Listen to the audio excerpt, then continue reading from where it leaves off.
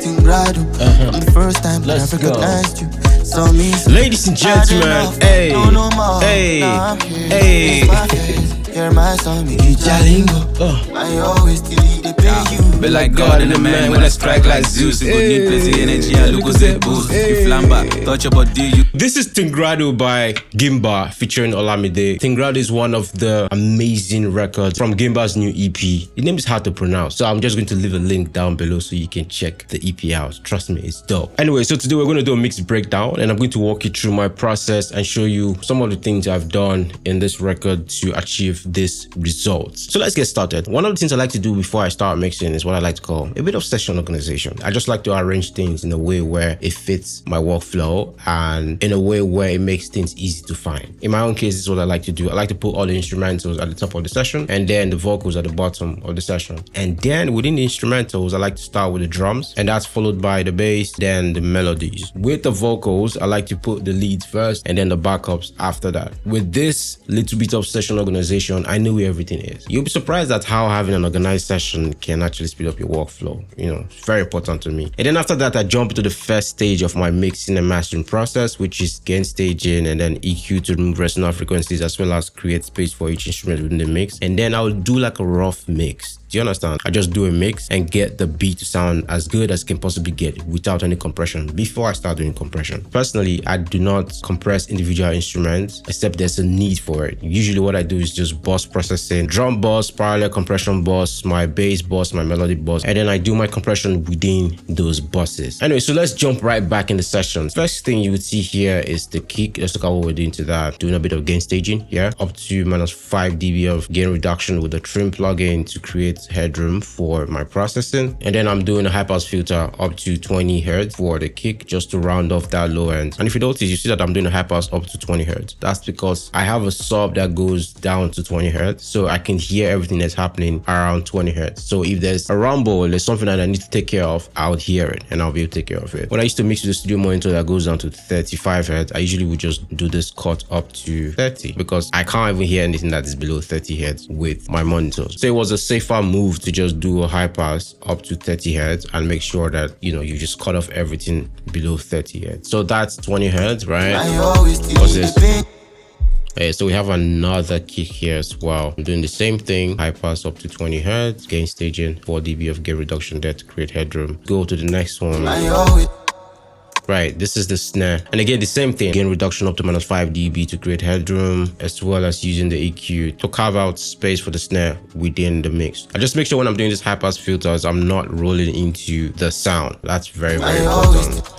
Like for example, you see, this will be changing the sound, but this, it's not changing the sound. And we've also just freed up this space for the other things that have energies that need to occupy this frequency range. Do you understand? It's very important. So that's that. And once I'm done with the gain staging and EQing, the next thing I do is compression. So as you can see, I've routed all of the drums to my drum bus, and that's where I'm doing my compression. Let's go look at that. And I'm using the LA2 compressor for this. And that's because this is an opto compressor, right? So it has a very slow attack and a relatively slow release. I mean, the release is program dependent. It changes after the first 50 seconds, I think. I'm going to leave a link to a video I made on this so you can get some more understanding. But basically, a 10 seconds attack time allows transit to cut through, which is what you want for transit materials like drums. And usually I'm doing up to 1 dB of gain reduction to just tighten up the drums. I'm just trying to glue it together, make everything sound like one unit. You understand? I'm also using this to add just a bit of extra gain to the drums as a whole.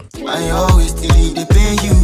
I know you want to be my lady. You can see I'm doing up to 1 dB of gain reduction. But there's also something I'm doing to the drums. I'm also doing parallel drum compression for the drums, you know, to just give more life to the drums. So I've sent a copy of all of these drums to my parallel drum bus, and I've set this send to Unity, and I'm using 1176 compressor for that. I'm going to leave a link to a video on how to set up parallel drum compression if you need to learn about that. So let's listen to this with and without the parallel compression. So this is without the parallel compression, right? And then this is with the parallel compression. Right?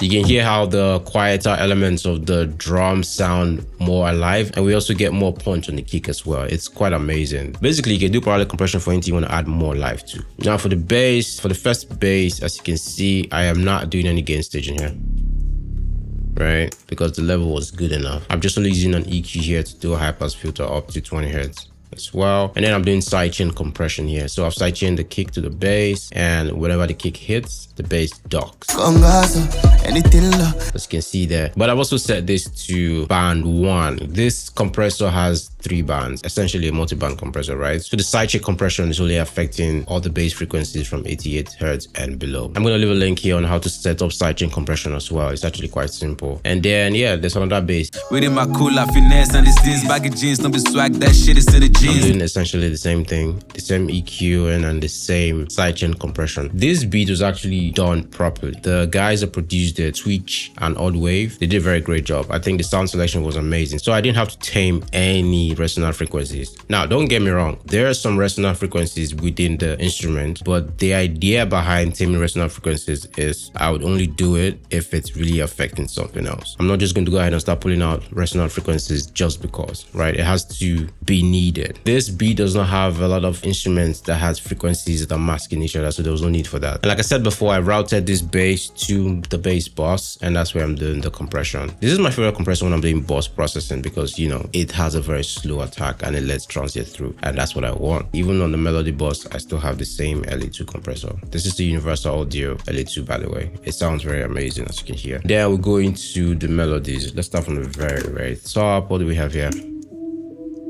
It's a very nice sound. Beautiful.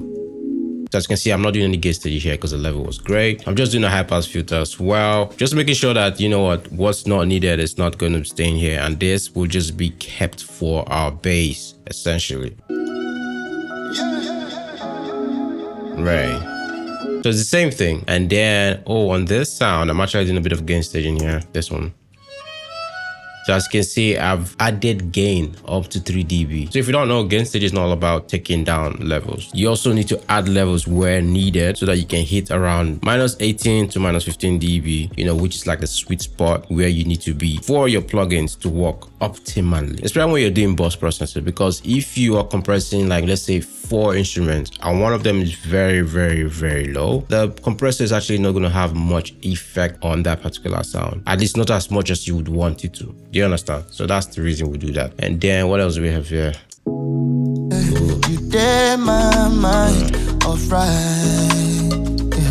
Song's a very, very nice song. So anyways, so that's all I'm doing for the instruments. Where gain staging is needed, I'm doing gain staging, and I'm just using EQ to create space for each instrument within the mix. So let's jump right to the vocals real quick, which is, in my opinion, the most important part of any record. And also, before I go into the vocals, somebody asked me a question about how you balance instruments and vocals. So technically, especially for instruments, for example, you need your kick to be sort of like the lead, right? You need to be able to hear your kick. Right, very important. And then you need to identify what the most important percussion sound is. Maybe a snare, maybe conga, but so I guess in this case is this rim, right? So you have to make sure these two are very, very, very audible, you know, and then every other thing can follow. Right? That's how you do it. Once you identify your main sound, the other elements of the drums supposed to just complement it. But if you are mixing somebody else's song, you have to understand that they might have a different preference of what they want to be loud. So you're going to have to accommodate that as well. For example, when we mix this beat, I had the guys come in and they made some adjustment. They wanted some things to be louder, we'll make it louder. They wanted some things to come down, we'll take it down. You know, that's how you do it. And then for the vocals, my mind, I like the vocals of this record. It sounds very, very expensive. You know what I mean? You get what you pay for. All right. So let me just walk you through the vocal chain real quick. So for the lead, starting off from the track itself, we have the trim plugin. I'm doing a bit of gain staging here as well. I've done up to -7 dB of gain reduction to create headroom. And then I have the auto-tune. After that, I've routed this track to the lead bus. And that's where the rest of the vocal processing is happening. The very first plugin on this chain is the NS1. This is not doing so much. Very, very mild gate for the vocals. You say you dare my mind. And then the next plugin here is the Catch of EQ. I'm using this to remove resonant frequencies from the vocals. Very, very important. You said you did my mind alright. Right, but I'm also not hitting all the resonant frequencies, just so you know, because you also don't want to affect the tone of the vocals. You just want to remove the very, very harsh stuff that will become problematic. I have a video on how to do this. I'm going to leave a link here as well. And then the next plugin on the vocal chain is the DSI. What we're doing with the DSI is self-explanatory, right? If you don't know what DSI is, we're just trying to remove it from the vocals. Not all, at least. We're just trying to tame it, right? So it's not just too sharp. So at this stage, I'm actually not doing so much. Let's look at that. I think I'm doing about you said you did my mind alright. I mean, if you notice at that say, you can see that we're doing up to like minus 3 dB of gain reduction. And I've set this to capture sibilance from 4 kilohertz and up. And then the next plugin on the vocal chain is the SSLE channel strip. Now this is where I start to shape the tone of the vocals. So let's work our way from up to down. So on the high frequency side, I'm doing a boost up to, I don't know, maybe 2 or 3 dB, around 16 kilohertz. One thing I like about this plugin, this UAD version, is the fact that you don't exactly have numbers, you know, so you just make your decisions based off of what you're hearing instead of numbers. And then around 3K, I'm doing a cut up to, I can't give you the exact number, but let's say minus 2 dB, you know, just to tame a bit of harshness in the vocals. And then for the low mid frequencies, I'm doing a cut up to, again, let's call it minus 14 dB, around, let's call it 750 hertz. Okay, this is to remove muddiness from the vocals. And then for the low frequencies, we are doing a cut here as well, around 200 hertz up to, you can say, minus 13 dB, to just remove the low frequencies that we don't need. Another thing I've done here is I've set this EQ to brown mode. Brown mode sounds very thick for vocals, and I love that a lot. Actually, let's listen to the difference between the black and the brown mode so you can hear what I'm talking about. So this is brown mode. You said you did my mind alright. Right, then this is black mode. You said you did my mind alright. You know, some people prefer the black mode, some people prefer the brown mode. I prefer the brown mode. I think the brown mode has a bit of weight to it. I think the black mode would sound great for drill or trap, you know, something that has very heavy bass and you don't want the vocals to compete with the bass at all. In that case, the black mode will work, but I prefer the brown mode most of the time, so that's what I'm using here. And then the next plugin on the vocal chain is the 1176 compressor. This is the first compressor on the vocal chain. I like to compress in series. The purpose of this one is to tame some of those peaks. And I'm also using the Revision AE version of this compressor, and this version has a slow mode. And when you select slow mode, it reduces the attack time to 10 milliseconds, which is great because now you have a much slower attack, and that's what I want, because I want the transient from the vocals to cut through. I only just want to tame picks, and I've set the release to the fastest. You said you did my mind alright.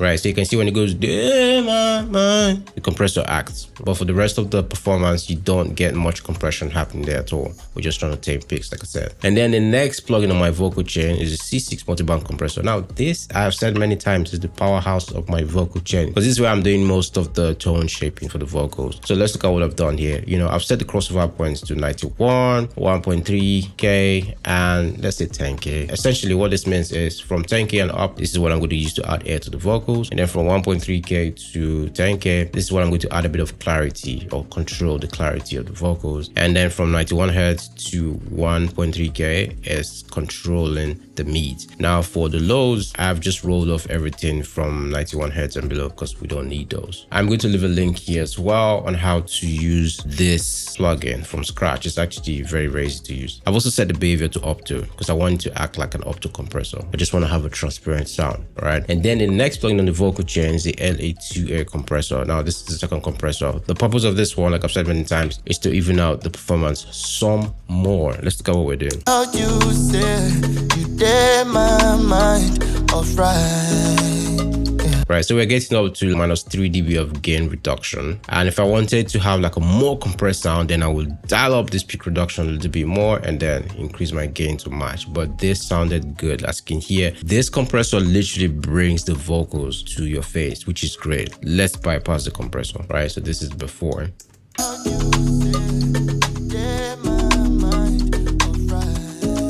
And then with the compressor.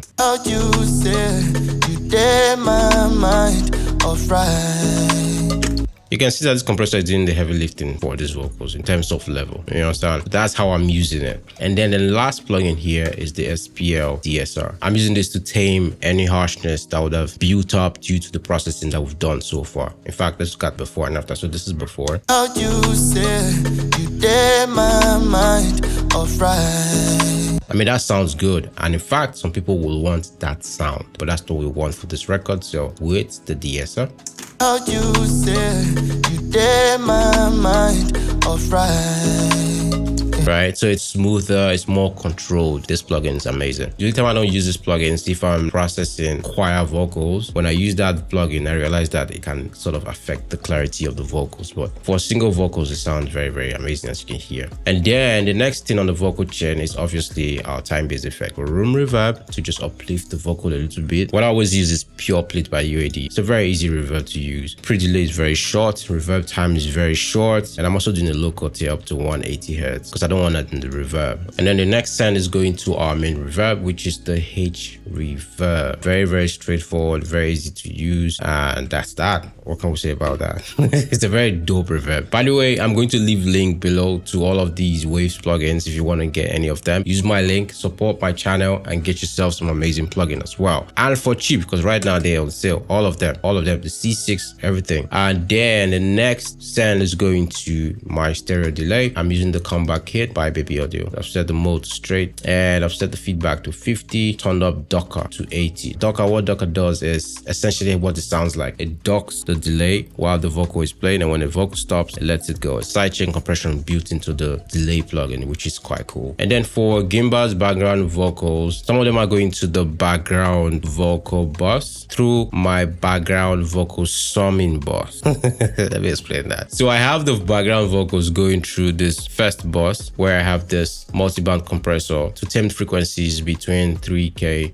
to 6K to make sure they are constantly kept below the lead vocal. So even when they play it together, this multi-band compressor kind of holds the background vocals below the lead vocal. Let me show you what that looks like. Hold on. I stay by my side. So you can see that? Oh nah. Yeah. So it's actually very, very easy to set up. Like I said, I've just set the crossover point from 3K to, I guess you could say 7.4K, because that's usually where the clarity portion of the vocal sits. And I've set the attack to be a very fast attack because I want to attack very quickly, and a very slow release because I want to hold on to that compression. And then the ratio is just 2:1, and, because I want a bit of a fast compression going, so the vocals, that's that. So like I said, I've routed this backup vocals to this bus, and then I've routed this bus to the background vocal bus. All right, now the background vocal bus has similar processing as the lead vocal bus, but with tiny differences here and there. Like for example, let's look at the SSLE channel strip. You can see that I'm doing more cut for the low frequencies and also the low mid here, because I just want them to sit behind the vocals. And then with the C6, you can see that I'm doing more boost on the highs for the background vocals. So while it's sitting below, it still has presence. I stay by my side. Oh nah, Condenser, anything la, nicotino, I'm missing about you. TIngrado, yeah, I've recognized you. So me, so I enough. Right, so that vocal obviously has a flanger on it. That's also because that's what they wanted. When I got the demo for this record, the background vocals had flanger effect too, so that's why we have that here. And I've put the flanger effect on the main track itself, on the track that needs to have the flanger effect. But let's look at the time-based effects for the background vocals. So we have a room reverb as usual, and then we have a very big reverb. This is going to my very big reverb bus. And I'm using Valhalla Vintage for that. But I'm also combining two reverb, as you can see. As you can see, I have three very big reverb aux track, right? And they all getting input from the very big reverb bus. That's a tongue twister, man. So essentially, I use the faders to blend in this three reverb to create unique sound in reverb if I wanted to. In this case, I'm combining both reverb from Neo Verb, okay, and Valhalla Vintage Verb to get the reverb sound that we're using for this background bus. Yeah. TIngrado. Is it necessary? Nope. But sometimes you do what you need to do to get the kind of sound you want to achieve. For this song, the artist did not want a lot of reverb. They wanted a sound that is more punchy, that's more in your face. And that's what we've created with this record. Now, the next bus is the delay. This is going to the Nectar delay. It's a very nice delay to use as well, you know, very straightforward. And then we have another bus going to chorus bus that has the doubler. I'm using this to add more width to the background vocals, to just push them a little bit out to the sides. You understand? Very straightforward. We have some other backups here that's going to a different bus, that's going to my ad-lib bus, like these ones. The processing is still similar. It's just not going through this first bus that has the parallel compression. These are very short sounds and there's a lot of reverb already pushing into the background. So it's not going to compete with the vocals at all. Right? Where you move sometimes they drive me crazy.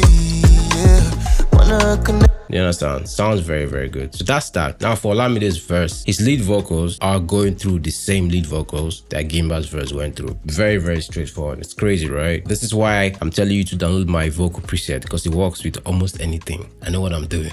But the main reason why it works is the time-based effects are set differently. The sends are set differently. I always delete the pay you. Be like God and a man when I strike like Zeus. You go need plenty energy and look it boost. If Lamba touch your body, you go lose. If you notice, his vocal sounds very punchy, very right in your face, right? And sounds dry. And that's because I automated the reverb and delay sends and I've reduced them drastically, you know, because it's rap. And also this is the sound the artist was going for. So as you can see, I've done automation here to drop down the delay and also drop down the reverb. And I've done the same thing for the backups as well. They're going through the same background vocal bus, but as you can see, I've turned down the reverb and I've turned down the delay. You know, that's that. It's actually very, very simple, very straightforward mix. Nothing much happening here. The only thing that really makes this mix sound great is the fact that I balance all the instruments properly to complement each other. You know, in my opinion, that's the most important part of mixing, just balancing out the levels for each element of the song and only doing compression and EQing when you really do need it. You understand? It's very straightforward. And then all these buses have been summed up to my beat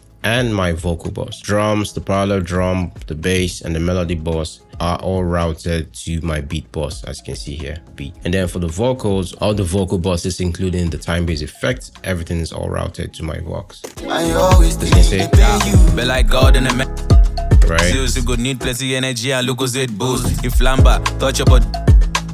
For your So if I need to do some more sidechain compression, like maybe sidechain the vocal to the beat, I could do that here. But I'm not doing any for the track. Everything sounded good as it is. I always delete the pay you. Be like God and a man when I strike like Zeus. You go need plenty energy and look it boost. And then I route the beat and the Vox bus into my master bus. Some people will call this mix bus. For me, I just call it mix master bus because again, this way I'm doing all my mastering. So I just treat it as my mastering bus, essentially. So we're going to look at my master chain real quick and see everything that we're doing here. I'm going to breeze through it because I don't want the video to be very long, but you should be able to get an idea of what I'm doing here. So the first thing here is this VU meter. I'm using these to just monitor my levels, right? I'm just making sure I'm not hitting the red.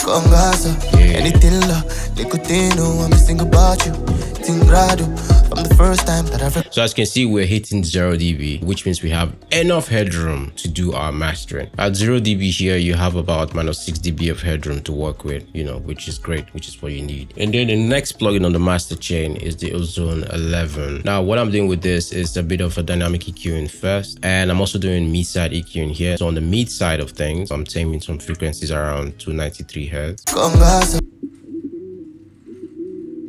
Right, 530. Ooh, sharp. Essentially. Just some very, very sharp resonance frequencies there. And then with the second EQ, I'm doing a notch around 60 Hertz, just 1 dB there, just to add more punch to the low frequency. Yeah. And then the next plugin here is the imager. This stereo imager is actually my favorite stereo imager to use because you have this 4 bands, so you can split into 4 and just control your stereo image as you want. So the first crossover point here is from 7.9K, that's the 8K and up. And then the next one is 1.8K up to 8K. And then this is 102 Hertz up to 1.8K, essentially. So if I boost this first band, this is what we're affecting. You know, that's what we're making wider.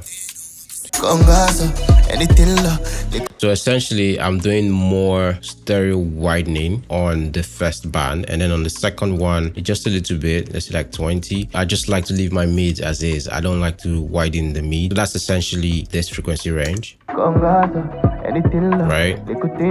I don't widen that, just leave it the way it is. And then I tighten up the low frequencies. When you drop it down below 0, you create a more mono sound. So as you can see here, this thing actually gives a lot of punch to your bass and your kick. You know, you should try it. Hey. Right. And then the next plugin here is the SPL PQ.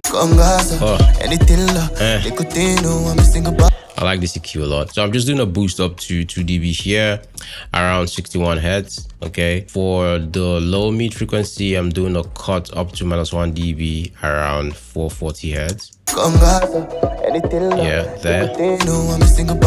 I'm not doing it for the mid frequencies. I just left that as it is. And then for the high mid frequency, I'm doing a cut around 1.8K up to -1 dB. Most times I usually boost the high mid frequencies and not cut, but if I'm boosting, I'm usually boosting around like 2.5K, because around that frequency range you get more punch to your snares and percussion sounds. And then for the high frequencies, I'm doing a boost up to 2 dB, around 18 kilohertz, to add air to the entire mix. Okay, let's take out the EQ so we can hear the difference that it makes, right? So this is without the EQ. And then with the EQ.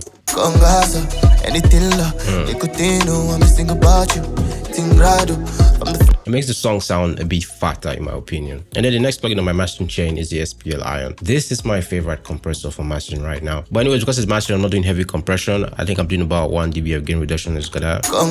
Yeah, you can see. Yeah. Right, so very slow attack to make sure my transients are cutting through, and then very fast release. I've set the rectifier to silicon, and then I've also set the high pass sidechain filter to 90 Hertz, essentially. This is just going to make sure that the compressor is not reacting to signals below 90 Hertz. Then what else? I'm not doing anything with the parallel mix or stereo width or mono maker. The mono maker on this plugin is actually quite nice. It folds anything below your set frequency range into mono. So if we put this at, say, 120 Hertz, it's going to fold everything below that into mono, which is great in some cases. And I've also set this to stereo mode. And then the next plugin on my mastering chain is the black box, you know, for that analog saturation and warmth. But in this case, I'm only focusing the saturation on the high frequencies. You know, I've set this to 50%, and then the pentode is 50%, going into the triode also at 50%. The air is turned off because, again, I have focused the saturation on the high frequency, so I don't think I needed any more air. And then the next plugin on the mastering chain is the IM pusher.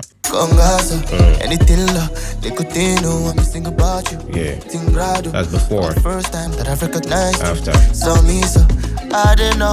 So with this plugin, I'm mainly using the clip function, just clip the audio a bit before I get to the limiter. And I'm also doing a boost up to 2 dB, around, what's that, 37 Hertz. You know, just add small extra punch to that low end there. And then the next plugin in the mastering chain is the Ozone Maximizer. This is how you know this song was done a while ago, because I've been using the newfangled Elevate limiter for all the songs I mixed for the past 2 months. You know, it just sounds very, very good. But I also like the Maximizer because it has a warm sound to it. So in my opinion, if you're working on a record that you want to have a warm tone, like something like this especially, the Maximizer works just right. But when you're working on something that needs to have a lot of energy, especially in the transient, I would recommend the newfangled Elevate. This is what it looks like. Let me show you. It's an amazing limiter. Let me know in the comment section below if you want to do a video on this. We'll make it work. So with the Maximizer, I'm doing a gain up to 5 dB. I've set my output level to -0.5. I've set the character to transparent. I'm doing a bit of upward compression to just bring up some of those low energies, and I've set the transient emphasis to 60%. TIngrado, from the first time that I've recognized you. Saw me, so had enough, no more. Now I'm here to face my face. Hear my song, make you jalingo. Now see, I'm actually not even doing so much. I'm just in about -3.5 dB of gain reduction there. And this is giving us what? Let's look at the earlier first. Congaza, anything la, Nicotino, I'm sing about you. TIngrado, from the first time that I've recognized you. Saw me so, had enough, no more. Now I'm here to face my face. Hear my song, make you jalingo. So this is giving us about minus 11.5 LUFS and our true peak is 0. So we're very, very good. When we send this to Spotify and the rest of them, they're not going to overcompress our sound because, you know, true peak is solid and we're not far from their recommended LUFS. That's it. That's essentially what I did for this record. As you can see, not so much. Again, this was a very easy song to work on. The production was top notch. The sound selection was amazing. So yeah, man, that's going to be it for now. And I hope you got something from this. And if you did, make sure you leave me a like and subscribe if you've not. And if you want to book my services for mixing and mastering, I'm going to leave a link below to the engineers page, or you can hit me up on Instagram at Benny Macaulay DB. And if you like to buy my vocal and mastering presets for FL and Logic, still haven't done the Pro Tools one yet, but you can get the Wave Studio Verse preset. It works with any DAW. All right, and if you want to do that, I'm going to leave a link below in the description as well. That's it for now. I shall see you on the next one. Benny Macaulay out. Okay, bless.